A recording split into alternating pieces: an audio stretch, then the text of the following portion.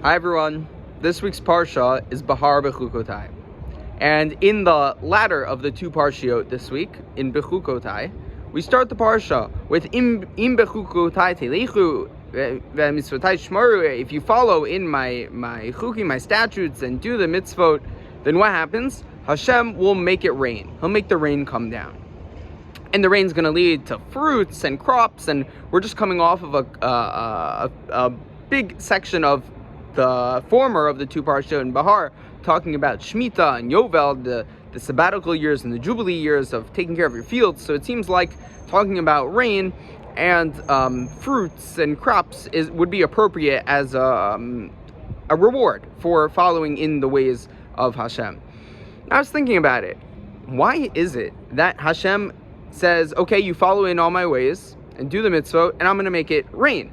Why not just, God is God. Why not just say, I'm going to give you food and fruit and, processing plants and all these different things to be able to harvest all your wheat and make bread, right? Why doesn't God just go to the end product? Why does God specifically point out rain?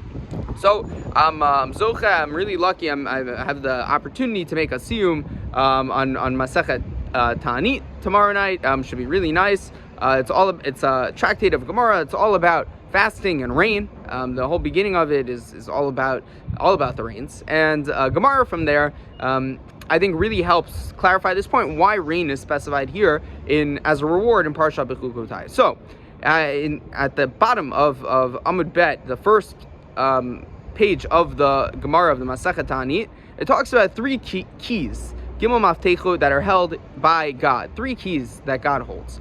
One of them being the key to life, one being Tchiyat HaMeitim, the resurrection of the dead, and the third being rain. That these are three keys that God holds himself and doesn't give over to Shaliach, to any kind of messenger, to do. That whenever in the Torah it talks about these three things, it's God doing the action, not anyone else.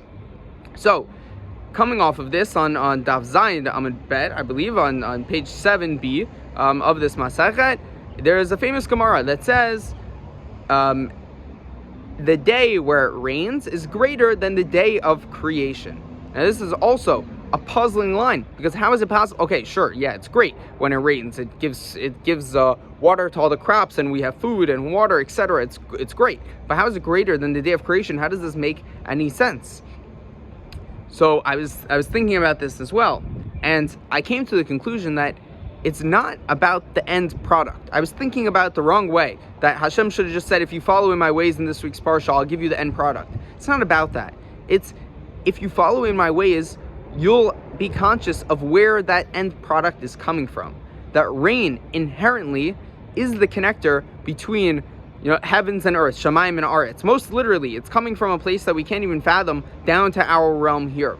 And that's what makes it, when it rains, that's what makes it greater than the day the world was created. Because the day the world was created, I guess there was this very obvious knowledge that God was the creator.